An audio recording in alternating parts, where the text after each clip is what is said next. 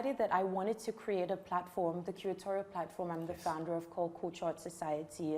Ask is ugly, but then I would tell you as an African, this is the most beautiful thing I've ever seen. It's a Picasso. It's a Picasso. If it wasn't tasteful, then why? Yes, to an extent, the art world is elitist, but we also have to recognize that there are multiple art worlds, and that there are worlds within worlds. Okay. My art world is not necessarily the art world of my curator. Yes, we cross, but also the capitalizing of the art world, where money now runs through everything, and to an extent also defines what the what's the longevity of that access, if it's going to be at the expense of you remaining of storytelling. And it's also performance of story for us, and there is so much that will be done by the generation after us, and we're working through a lineage. You know, what is really at stake for photography in 2026 and the years to come as we're working across these different avenues? We are adapting a format that suits our locality and our context. And you're live on Dead Radio.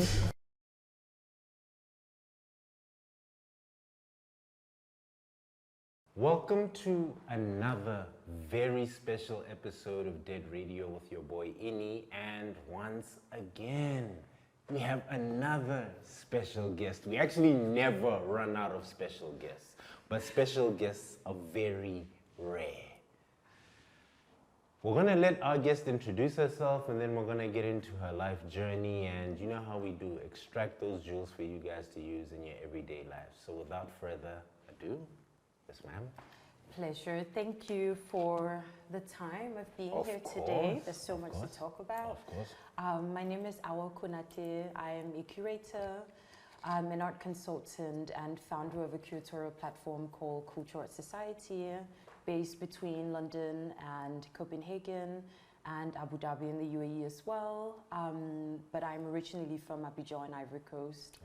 And I'm now in the field of art, and I've been here for 12 years. So lots of things to talk about. To talk about and unpack. And unpack. But I think how I begin every Dead Radio episode is that to predict the future, we have to go into the past, right? And to find out who Awa is today, we have to start her book from page 1, right? The context, right? So give me just the early context of you being a young girl. Were you running outside? Were you an introvert? Were you an extrovert? Like, just give me the early context of who you are. So the early context of who I am. So I was born in Abidjan, in a very tropical city, to my parents there, and then aged 5 or 6, we moved to cold, frosty Scandinavian Copenhagen in Denmark. Complete opposites in terms of geographies. But my parents went for work, and the plan was to stay for 5 years, but then as life has it, things change, right? And so I grew up in Copenhagen in Denmark as one of very few Black families on our street. Of course. And the experience of being a young Black girl in a city in the context of that time was really what led me to culture, because it was my space of self-discovery, it was my space of understanding the world around me, and it was also my space of somewhat honoring my own heritage, because as Africans, we live and breathe culture in every possible way, whether it's music, it's fashion, it's food, it's literature. And I came from a home of parents that really loved photography. And one way of staying in touch with my family being so far away in terms of geographies was that we would actually send each other photographs. Okay. Yes. So they would have photographs of our life in Denmark, and we would receive photographs of their life in Ivory Coast. And the idea of the visual image, what it means, how you live it, how you breathe through it, and how it also really informs and somewhat closes gaps, emotional gaps when you're far apart, was what really led me to actually wanting to work as a curator. So, wow, so much that you've said that I need to unpack. But from these photos that you're receiving from your family, right, you start then falling in love with the art of photography. Absolutely. But before we get into the art of photography, I think every guest that I've had on here, I've asked this one question, because I'm trying to get to the center of the truth. And the question is, what is art? What does that actually mean? This thing that we all interact with, everyone has a different definition of this thing. Yeah. But what is it? Like, what actually is art? Art is a complicated definition because That's it true. depends on who you are. That's true. That's true. For me, and this is not just because, because when you work as a curator, you define art as something that you can touch. Of course. It's a material thing. Yes. It's something that you can sell. Yes. It's something that you can produce as an artist. But for me, art is something that you live and you breathe. It's what makes the human experience, and it's what informs how we see the world, both independently through ourselves, but also how we see the world in contact with each other on a human level. And so art for me it's religion, it's spirituality. Yes. Art for me is food, because there's something artistic about how we think about food as well. And art for me is also the sense of yourself. Think about it on your everyday to-day encounter. There's no part of your life where you don't need art. That's true. You see films. That's true. You listen to music. That's You wear even dead designs. A stop sign A stop sign can be is art. art. And It's functional it's art. functional art, but nevertheless it's art. And speaking of stop signs, the African continent has an incredibly rich history where billboard and advertisements and street true. signs were defined as art. That's true. And you have That's artists working in that framework. That's true. And so it's art for me is life. I hear that. Yeah. I ask that to lead to another question, right? Living in the era that we exist in right now, the AI era, can art only be created by human beings, or can artificial intelligence, a computer, can it generate art? And are these both the same thing? You're asking me on a personal level and on a professional level who's very much a traditionalist. Yes, of course. I don't push back necessarily on the use of AI and the development of AI, because I understand that technology is also very much an inherent aspect of our life as human beings. Okay. But using AI in art to produce art, there is a human level that I think it cannot bring about. There are certain things, feelings, emotions. Okay. So I think the most important thing about art is the emotion. It's the emotion. And that's what distinguishes art that humans make and art that's generated by a computer. Exactly. That's the thing for me personally. It cannot replicate it. It can't. It doesn't even know what emotion is. It doesn't know. And it's having to rely on the human emotive spectrum to be able to reproduce that in a different, entirely realm. And it can't be translated. Going back to when you were asking me what is art, I think, for example, about art as a very insistent effort to preserve our sense of self and our sense of who we are as people. So thinking about the history of the continent, for example, colonialism, if people didn't have the effort, the fight and the insistence on preserving our heritage and what our forefathers have left behind, AI cannot do that for us. That's true. AI cannot create It cannot. culture. It cannot. It doesn't even know what that means. It can't. Right? Okay. Yeah, everyone who's been on here, I have to ask them, Of course. what is art, since we're living in the era where AI is generating art? Are these two separate things? Are they the same thing? And everyone has a different answer for it. Absolutely. Because there is no one answer. Absolutely. Just like the definition of Absolutely. art. Right? Yeah. Tricky. Can I just add one point? I'm thinking about something, for example, about the human and the emotive aspect of art. We're on the continent, and there are traces of our continent that lives in the diaspora, whether it's the Middle East, whether it's Latin America, whether it's the Caribbean, or it's North America. And this contact has existed for 400, 500, 600 years. AI cannot do that for us. It's the human emotive aspects that has preserved and maintained and altered and changed the art that we see in the diaspora. I hear that. And even if it has changed, we see ourselves in it. So I was in Brazil, in Sao Paulo, in September of last year. Okay. My first time ever in Latin America. I knew about Latin America, I knew Latin American people. But I went to Brazil and I was walking down a street one day and I saw like a capoeira roda, so you know the martial arts and the dance form capoeira. Yes. And it was being performed at this square by a group of Afro-Brazilians. And I started crying in that moment when I was standing there because the emotion, the sense that something can be dislocated and yet also be maintained so beautifully because people wanted to, they wanted to hold on to who they were in spite of very difficult conditions. And then you see that this art has lived through generations, hundreds of years. That's true. AI cannot do that for us. And you're live on Dead Radio.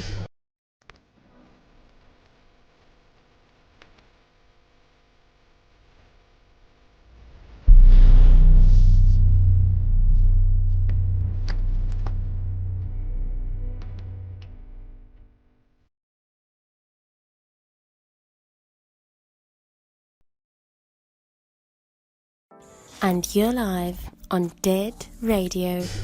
I hear that. I exist on both sides. I'm pro AI and I'm also anti AI because unfortunately the genie is out the box. Course. Like we're not going back. Of course. And AI is a tool.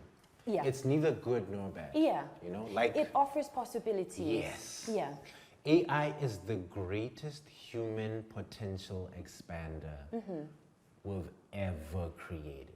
Because every single human being, your potential now widens. But now what you do with that potential is a whole different other story. Yeah. But okay, I had to ask that. As someone who's a curator, who's worked around so many different artists, do you believe artists are born or does the world create artists? So are people from birth, are you born to be an artist? Right. Or does the world and the things that happen in the world shape you to become an artist? That's a really good question. I think both. Yeah. I think it's not a yes or yes or no answer at all. It's not. It's both. I have, it's been 12 years of working with artists, and the stories of how people become artists are so different depending on who you ask. For some people, they feel that from their birth, it was almost a spiritual calling that they had to do art. Yes. And then for some, it's an experience or a particular person or encounter that leads them to want to pursue art. And it's both. Yeah. You feel a calling, but even if you come to it later because your environment inevitably leads you to becoming an artist, in order for you to have the determination to sustain that, it also has to be a calling that you have been born with to an extent. That's true. So it is, yes, it is both of them. Yeah.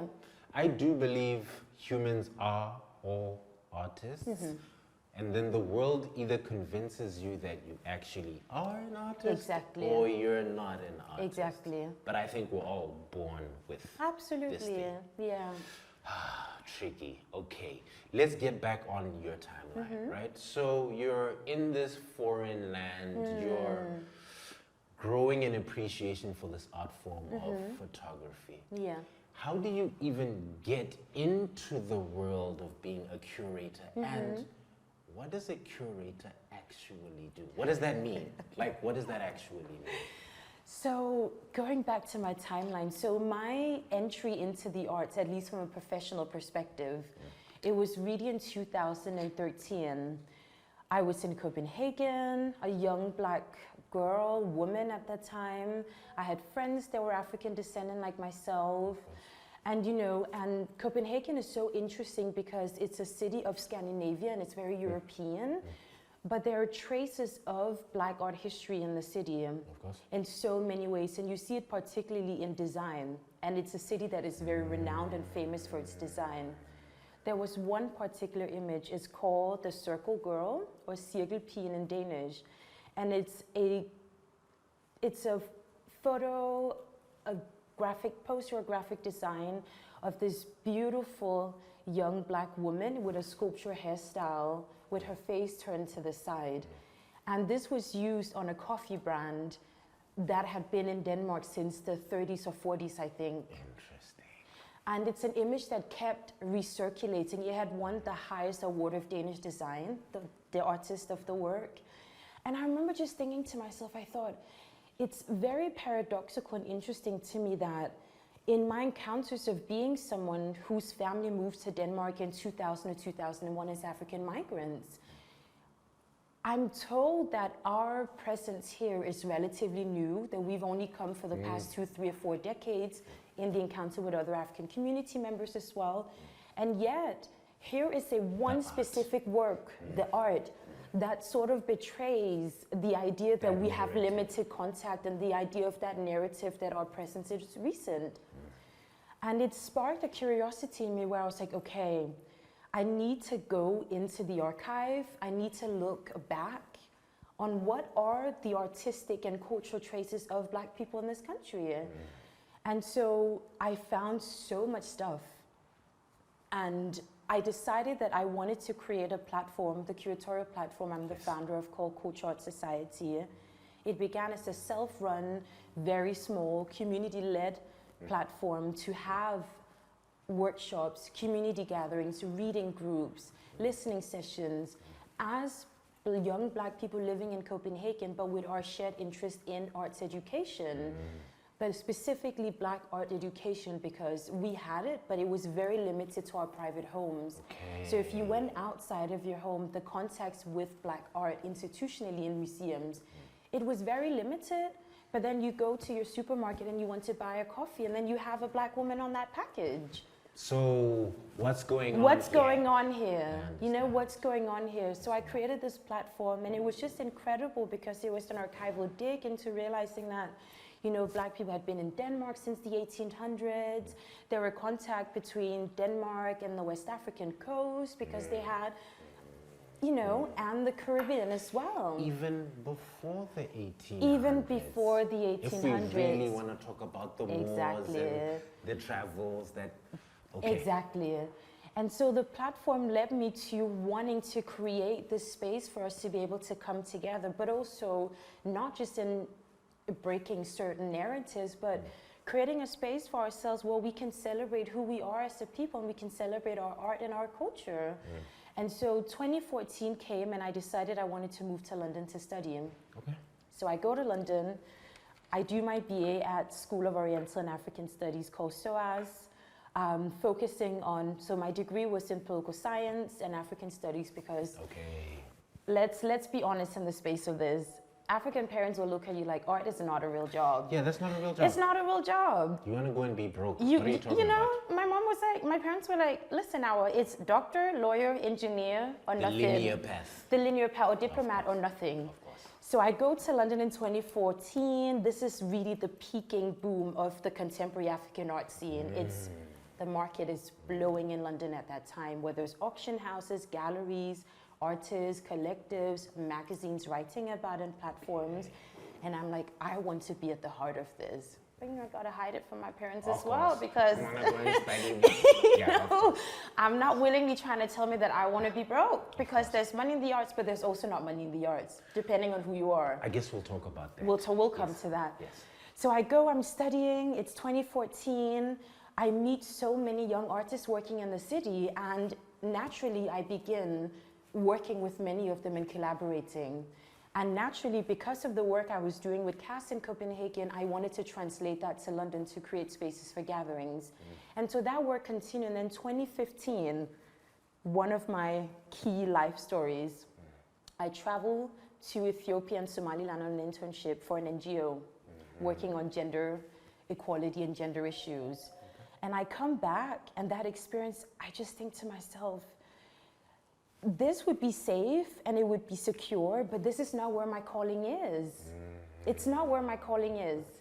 So I go back to London, I approach one of my faculty, Sorry, can I just pause Yes, that? of course. I'm always interested in how people know what their calling is. What are the signs and omens either externally or internally that point you, because Yeah. there are 8 billion people on the planet. Yeah. 7.9 whatever Yeah. billion people don't actually know what their calling is or how to find their calling. Yeah. How did you know? It's so hard to explain. It is. It's so hard to It is. explain. You just feel it naturally within yourself. Internal navigation. It is. Okay. You feel it in the heart that Okay. what I'm doing here, the fact that I can meet young friends of mine that are artists, we can work together, but also working together with art as our genuine belief, perhaps naive to an extent, but our genuine belief that we can make something better in the world, even if it's our very small locale, through these encounters and connections and the histories that we want to tell. And this is where I felt, and because I was working with so many friends that were artists, and I was writing at the time as well, you know, my friends would tell me, "Oh, you're really good at this. You know, you should consider this for work." Okay. And admittedly, so also acknowledge those that have come before me. You had curators like Ukwen Wansor at the time. You had Kuyo Kuyo, had Simon Jamia, Elvira Diangani Ose, not to even mention those working on the continent. And so there was a path forward with people that had done that work, and you think to yourself, okay, I'm part of a curatorial genealogy. Others have left. Others have left and formed and shaped avenues, and now it's my time to try to contribute my small little part of a collective pool of the work that we're doing. And so I went back to London and I approached my faculty at the time. This was when universities were good and not that fixed. And and not corporate businesses as they are today. Of course. So I went to my faculty and I said to them, I really want to reorientate the focus of my degree because, as I said, political science was my core module. And I was focusing on that. And I said to them, I know that the African Studies department has certain electives in art. And at that time, it was a brilliant lecturer who I am so indebted to for the support that he offered me in my belief to become a curator, an elderly English gentleman called Charles Gore. And he was doing modules on photography in Africa, visual culture and material culture in Africa, and performance in Africa. And so I changed, and also, there was another one also called Contemporary African Literature with a brilliant Ghanaian thinker called Kojo. And so I swooped in, changed all of my African studies modules to not be focused on politics anymore, but actually focusing on the artistic work within the academia. I attended those classes, and I mean, my mind and my expansive thinking was just so rich. I was encountering such brilliant people that I could learn from, but also peers within my class that I was learning from, coupled with what I was doing outside of the university. And simultaneously, I was running casts as well. It was renting rooms in our university to do film screenings by Usman Sembena, those really canonical figures of African art, whether it was cinema, music, or literature, or art, visual art. And so 2017 comes, I'm about to graduate, and because of my interest and focus on photography and generally camera-based practices, I work with photography, but also cinema and moving image a lot in my curatorial work. I decided that I wanted to do my thesis degree on Seydou Keita, the Malian photographer Seydou Keita, and the politics of studio photography in terms of how it circulates curatorially, but also in the institution, and how this one single figure is being confined to the idea of being an African photographer, but not actually recognized as, in fact, a master photographer of the 21st century, and not confined to their geography. African photographer. Exactly. What does that even mean? Exactly. And so I did this thesis, which was one of the most challenging things I'd ever done, but so intellectually enriching. And then I did that through a cross comparison with Malik Sidibé and the generational split between these two artists. And this thesis was actually what landed me to getting a copy of it into the Stuart Hall Library's collection in London. And it helped me get a scholarship to do my MA actually in contemporary art. Crazy. It is your calling. You were right to follow your internal navigation. Yeah. Okay. Yes, because things like that happening, those become external omens, Yeah. signs. Yeah. Right? Yeah. But I don't like to use the world as my navigation. I'm internal. Yeah. Because I'd rather be wrong based on what I feel Yeah. than being right in the world Yeah. directed. Yeah. Okay. Yeah. And then what does a curator do? What do you guys actually do? What does that mean? I'm going to say something controversial because Hey, I love that. Let's go. Let's go. I'm going to say, and many will agree with me and many will disagree with me. I mentor younger curators as well, and they see the glamour of being a curator. You're traveling everywhere, you're meeting artists, you're putting on exhibitions, you're in the press. And I tell them, curating is a glorified administration job. It's a glorified project management job. Because depending on where you do, whether you're working in, because curating is also so multifaceted as a job, right? Yes, You can be a curator of exhibitions, Yes, you can be a curator of architecture, you can be a curator of public programming and education, a curator focusing on, so many things, right? It's really broad. But the heart of the work is that you're managing work. You're managing processes, you're managing projects, you're sometimes also managing and developing ideas. And you cannot realize a curatorial project if you don't have a very, very clear understanding of how to do administration. That's the truth. That's one part of it, which is 80% for me. Yes. And then, of course, the 20% is the cultural exchanges. Yes. The 20% feeds into the 80. Yes. They're one of two coins. Left they're hand, combined. right hand. Exactly, left hand, right hand. But the ideas and the storytelling and the encounters and the world, the storytelling and the world building, the community spaces that you want to create, the relations that you want to create between humans in the encounter through art. That's what curating is. Okay. It's about bringing worlds together. Okay. Being a great curator, does that require great taste? This intangible thing that you can't necessarily transfer to someone. Like, you can't teach, you can't have a lesson on taste, right? Because that's such an internal thing. It's about your experiences, what you like all these intangible things. Yeah. But taste is very important in the art world. Yeah. So to be a great curator, do you need great taste? And you're live on Dead Radio.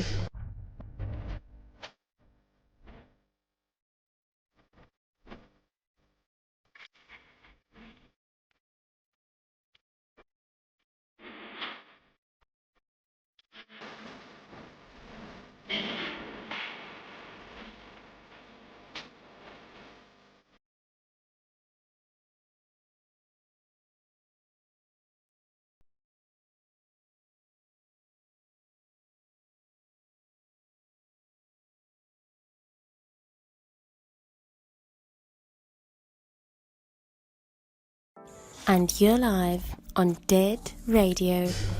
That's such a tough question. Oh my God, it's such a tough question. Because, what do we even define as taste to begin with? I don't know. You know? I have no idea. But also, the idea of taste itself it's a very, very unstable definition and word in itself. What might look beautiful to you may not look beautiful to someone else. Of course. And working as a curator, part of your work and responsibility is that you define actually what taste is, whether it's through the commercial market with galleries, if it's institutions, if it's with artists that you work with, if you're working on commissions and developing work closely with artists.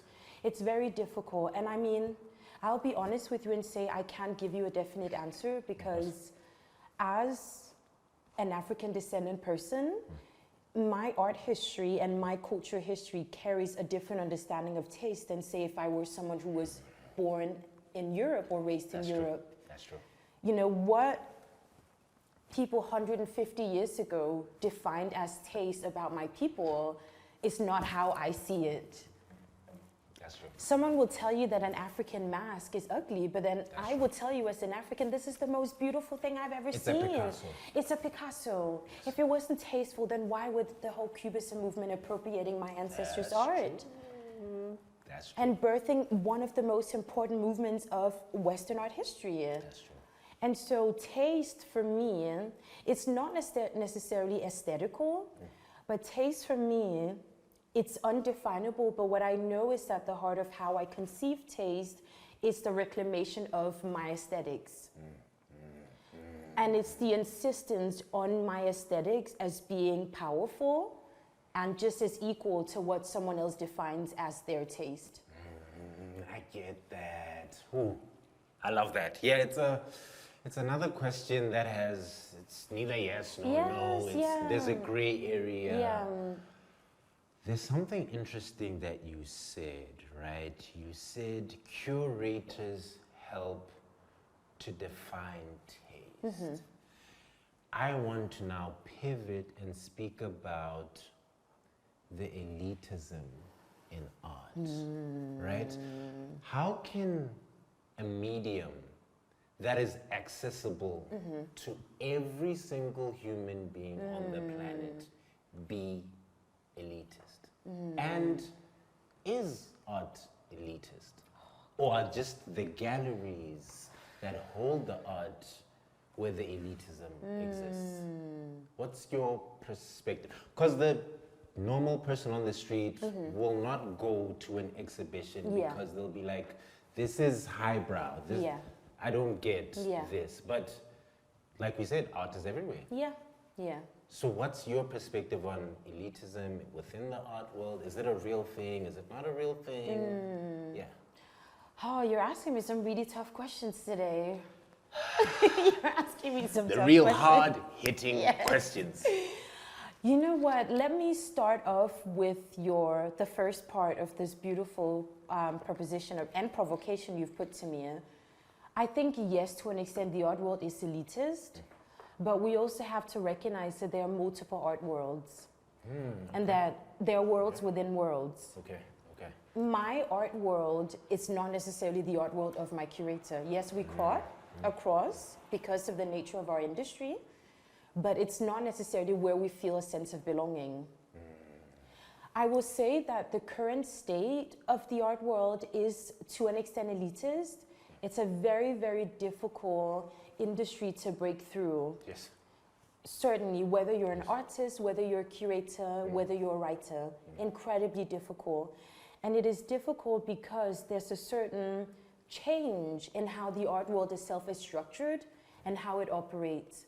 It has become an incredibly, unfortunately, an incredibly commercialized world where there is, to an extent, a separation between the commercial world with the galleries, the non-commercial world with the institutions and the museums, and the independent artist-run spaces and collectives. You would have seen maybe in the 90s, 80s, 70s, that the generation before us had the possibility to do that kind of experimental work where the art world itself was very open to people and welcoming. But now with the commercialization, but also the capitalizing of the art world, where money now runs through everything and to an extent also defines what the limits and what the access parameters are.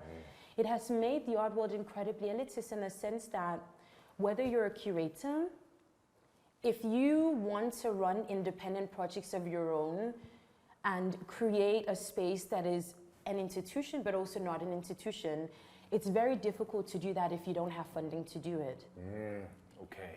If you're an artist who wants to become a professional full-time artist, it's very difficult to have the space to do that because in order for you to be able to be professionalized, you need to be able to sell and make money. That's true. But then you look at the market and where you fit in and you're like, okay, I have to do a particular kind of aesthetics of my art. This is partially also why we see the huge boom of figurative painting within contemporary African art today. There are certain market demands that define your access, and that access itself is elitist because it is reserved for only a very few people that fit in within the mold of what the industry actually is. Yes. so tricky, so tough, especially if we're looking at art through an African lens. Yeah. Because one of the base fundamentals about being an African is community. Absolutely. Now, community and elitism cannot mix together. No, they can't. Right? But to an extent they can, because elitism is also a community of itself. Ooh, I like that. But it's I didn't only think about that. yeah, but no, absolutely. The idea of that. the lead is a community itself. Is that there's a certain group of people who have shared interests, Yes. shared goals, Yes. shared beliefs, and that in itself is a community. I like that. But but going to your point about community and how that is such an inherent aspect and framework of being African, I also want to say that while the art world as a capitalized market and industry as we know is elitist, I don't believe that it forecloses possibilities for us to create our own spaces and art worlds that are not elitist. Okay. I like that. Creating another world within Another world. this world. Yeah. Yes, I love that. Earlier on, you spoke about money and the flow of it within the art world, right? From people who are not artists or curators, who aren't directly involved in this world, we view art as there's a lot of money within this, but also there's a lot of poor artists. So how do both of these realities exist? Like, and why is it when an artist dies, the value of their work goes up? Yeah. Like, talk to me about the money and its flow in this art world. Like, what's happening? Like, why are there poor artists, but their art is loved?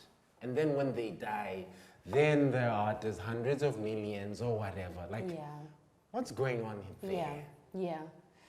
Oh, I mean, where do we even begin? It's two things. One thing being that money in the arts circulates within a very few hands. Of course. It circulates within a very few hands. And those hands sometimes will willingly give, and sometimes it will not willingly give.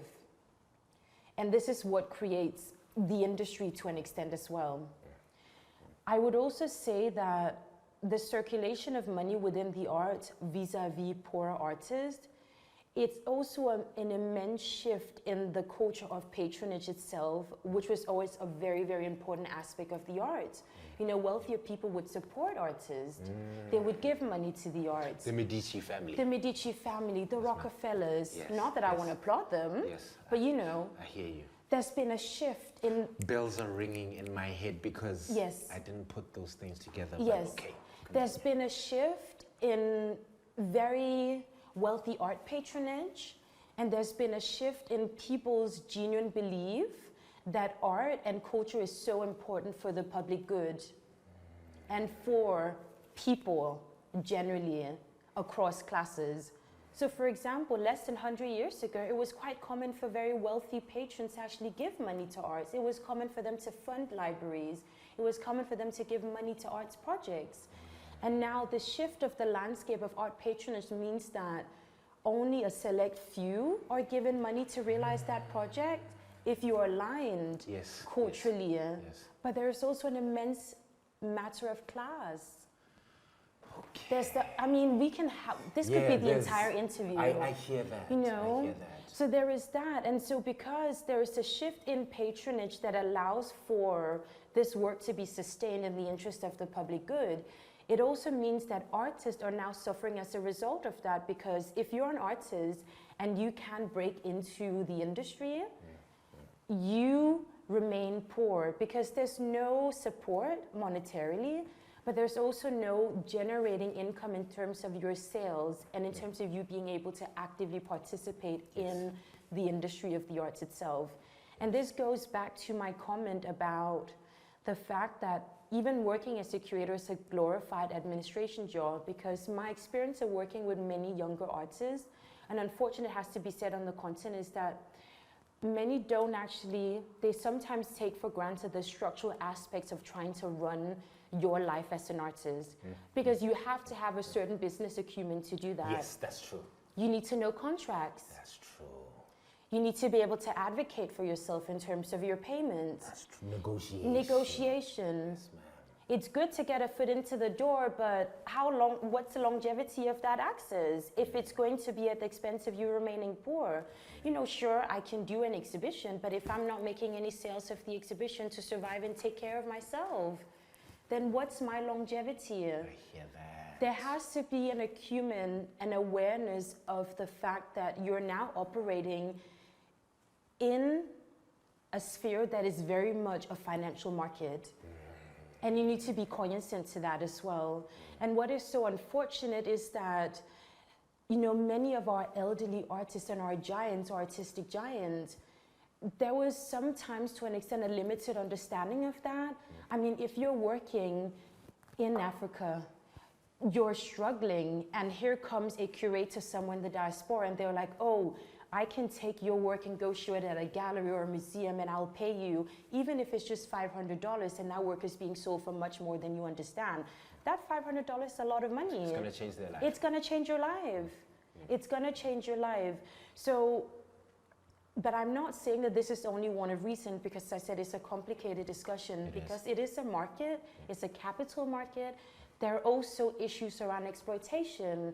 There are issues around the lack of education, both for curators but also artists. And there's lack of education around the entirety of the ecosystem. Okay, yeah, it's complicated, but I did want to ask, like, there's a lot of money in this world. Absolutely. But there's so many poor artists. Absolutely. How does this... How do you make sense of it? It's very nuanced, and there's a lot of different shades of understanding that go into that. Yeah. I want to move to...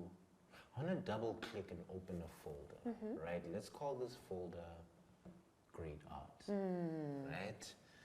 How do I even ask this? I spoke to you about emotion for me being one of the most important things about art, right? And I'm always interested in positive emotions and negative emotions, right? And which side creates the greatest art?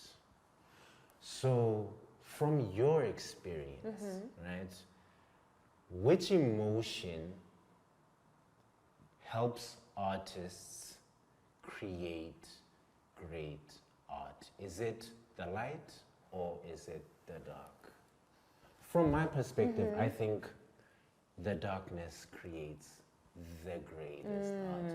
Although great art, that's so subjective. What does that even mean? Once again, it's like it's taste. What does that mean? But I think sadness, anger, betrayal, all those dark emotions create the greatest art. There is great art from the light, but the dark.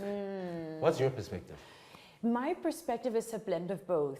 And it's a blend of both because in my experience, I've worked with both of the sides, right? I think for me, just to answer the question in the most simple way that I can, great art for me it's storytelling. Yes. It's storytelling. Yes. And great art for me as a curator is memory work in the sense that there's something about how we remember and remembrance that you're sitting with in your work and you're trying to offer people as an artist.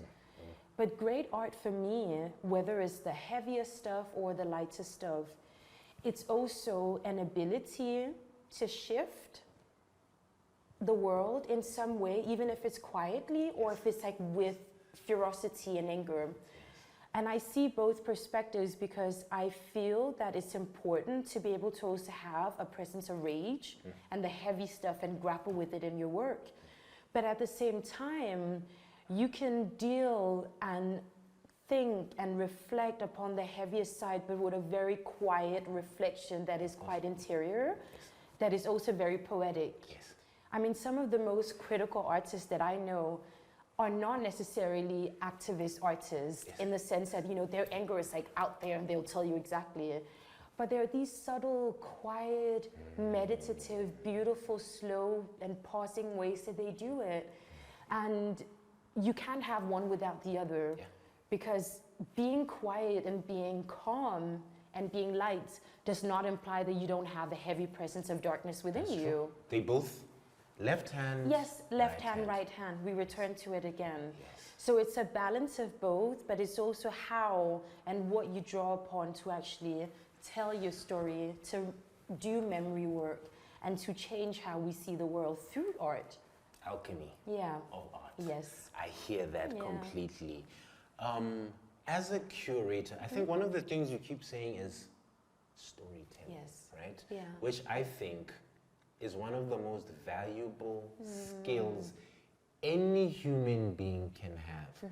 Whether you work in a bank, or you're a curator, or you cook food, we're all telling different stories. Some are just better at telling stories, right? Now, since this skill is such an important skill to have, how do you get better at storytelling? Like, how do you, because once again, it's another intangible skill. Like, how do you, because I can tell you how to get better at shooting the camera, right?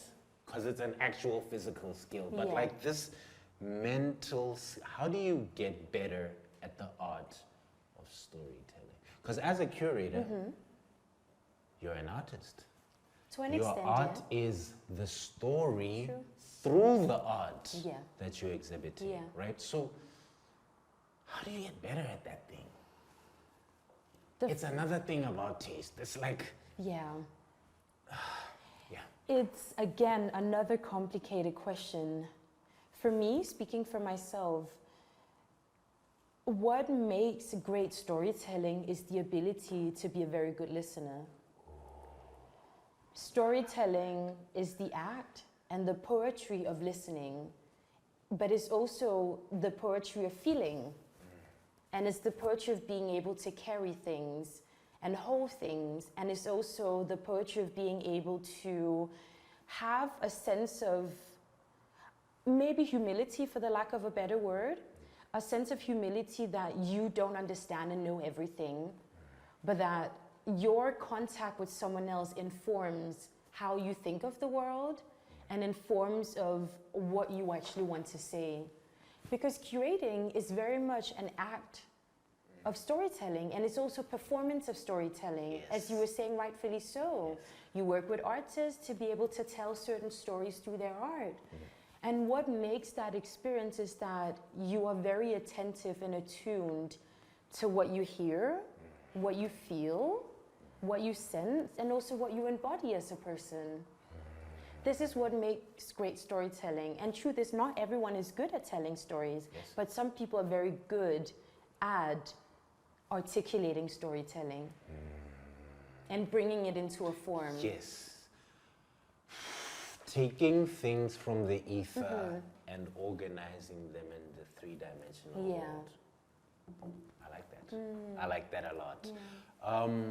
Let's talk about the continent. Let's talk about art on the continent. As someone who's such a big fan of different artists from different regions within the continent, what do you want the rest of the world to understand about African art?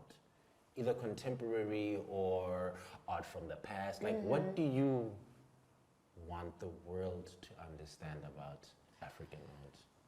What I want the world to understand about African art is so much, but I think one of them is to actually honor the richness of it, is to honor and genuinely appreciate the richness of it, but also for the world to see that we live and we breathe art in so many different ways, and what we consider as art is not necessarily, depending on which geography you are in on the continent, it's not necessarily a painting for us that looks beautiful and is aesthetically pleasing to the eye. Sometimes how we practice our spirituality is even an art for us. That's true. That it's so multifaceted, it's so complex, and it's so dense in some ways. That's one. But also, two, for the world to also understand that African art is very much a genealogy, that those of us working in the present moment, the contemporary moment, were not divorced from those of us that came before us. And this goes back to my comment about genealogy, because what happens so often, especially as it intersects with the market, is that one artist might come in outside of the continent, and then it's the positioning of the first studio photographer, the first painter, the first textile artist, the first, and the insistence on the first, which really divorces contemporary practitioners away from an art history that they're actually drawing upon to be able to do their work, because no one is reinventing the wheel here. That is true. Whether you're an artist, whether you're a curator, we're all part of a genealogy, whether we know it or not. And what you're doing now, someone else has done before you. And I want for more of the world to understand that what we're doing now did not begin 150 years ago, 200 years ago, when it began being documented and proliferated in institutions outside of the continent. But it's to actually understand that so much has been done before us, and there is so much that will be done by the generation after us. And we're working through a lineage of artistic work across multiple fronts. But it's not just about the world, but it's also about amongst ourselves, even within the continent itself. We may be working in East Africa, but we also have to appreciate and extend that flow of community and network and contact with each other, whether we're in the West, whether we're in Central, we're in the South. Because we're building linkages across various art histories, but we're all speaking with the same language. And those before us were all speaking with the same language. Oh, they were all speaking in Swahili. I like that. I like that. Okay, let's come to present day. What brings you to Johannesburg? What are you doing here? Well, I mean, so I'm here. I'm part of the Todi Circle's curatorial visit to Inside Out's Art Center by invitation of Roger Ballin. And we've come here because it's the first iteration of the visit actually on the African continent. Yes, that's true. So the circle, as I think you may have heard from those before me, is usually run in Italy. And it's a circle of some sort of people working within the field of photography. So whether it's curators, artists, gallerists, collectors, writers and publishers. And we've come here because South Africa is an incredibly important country, but Johannesburg as a city is incredibly important to the field of photography from the continent. I mean, it's one of the cities really on the African continent with an incredibly rich, visible, but also to an extent institutionalized history of photography. It's great elsewhere on the continent, but there's not the same kind of institutional framework that has preserved and made that research legible to people and visible to people. And so we're here because we wanted to understand, what is really at stake for photography in 2026 and the years to come as we're working across these different avenues of our directions. And how can we, as a circle or a collective of some sort, be able to work across our networks, be able to work across our thinking, our work, to be able to really enrich in what is already happening in the context here. So what also brought me to Johannesburg is that I'm actually currently working on a few projects.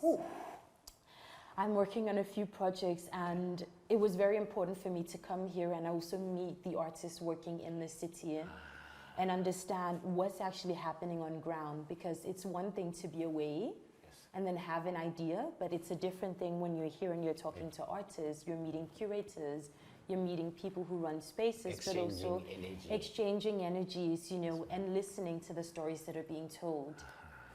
And so that's what brought me here. So I'm hopeful. I mean, I won't reveal it too much yet because, let's keep it under wraps. Let's keep it under wraps. Let's cover the Picasso until it's ready. Let's just make sure the contract is in place first. I hear that. And, and everything is kind of finalized from an administrative perspective, and then we can share it with the world. But hopefully it's not my last visit. I will certainly be back. I feel so enriched by what I've encountered here in my contact and in my exchange with people.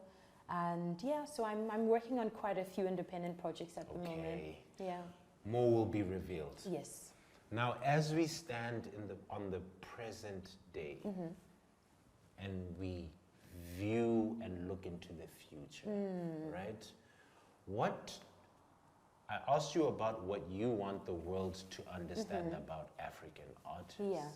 What do you want African artists to understand about this art world and how they should navigate it? Like looking into the future and putting African art on the global stage. What do they need to be thinking about? Should they even be thinking about the world? Should they block that noise out and just focus on what they're doing? Just what's your perspective? I can only speak from my point of view as a curator and what I think I'm observing and what I can offer in terms of advice. I think two things. One being that African artists on the continent, across the various parts of the continent, we need to really, really put the idea of community back at the heart of how we navigate our field, because we all need each other, and no one can do the work by yourself. You can't. Art it's a communal effort. It's a collective effort, and we need each other in the various ways that we work, and we have to also contact and be in constant solidarity with each other.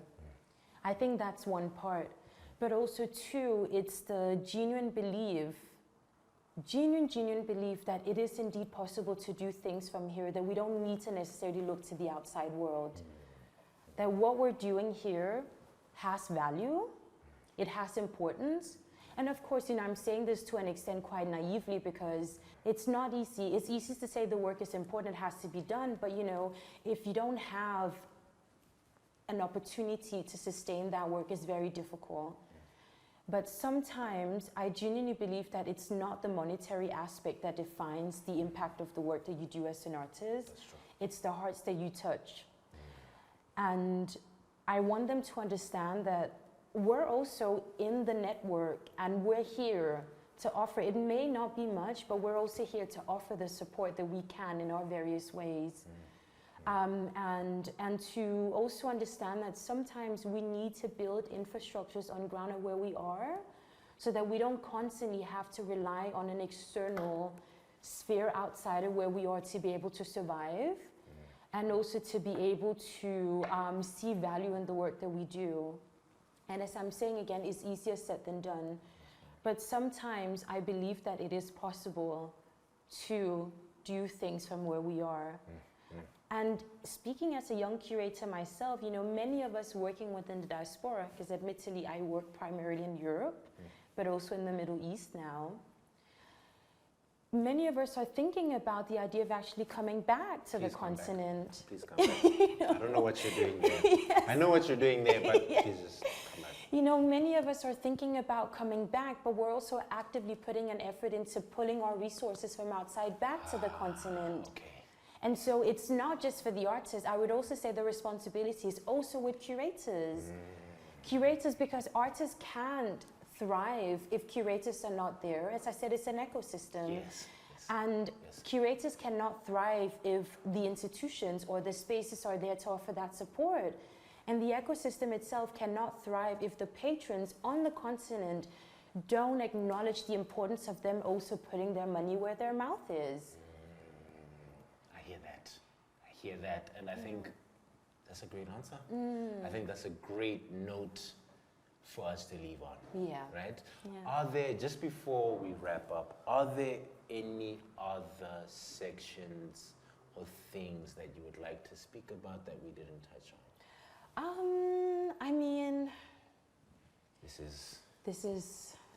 the floor has been open to me now. Been open to you, my lady. I have so much to say, but I think we've touched upon what we can in the best way possible today. Okay. This is a conversation that is so complex. Yeah. It's so multifaceted, and what is a need here may not be a need elsewhere. And I mean, and yeah, I mean, I hope that I have, I'm positive. I'm genuinely positive, and I'm positive because I am seeing and I know the effort is there, the intention is there, and people are working under extremely difficult constraints at the moment. And yet, in spite of that, they're making beautiful things. Of course. And what I want to say is that, going back to your question about what do you want the world to actually see about African art on the continent, I want the world to see that we have adapted structures differently, and that what is happening outside that is considered legitimate or the norm may not necessarily translate to what's happening on the continent. True. And I'll give you one example. For example, I was in a conversation earlier where someone had brought up the issue of art criticism and how there was now an absence of art criticism.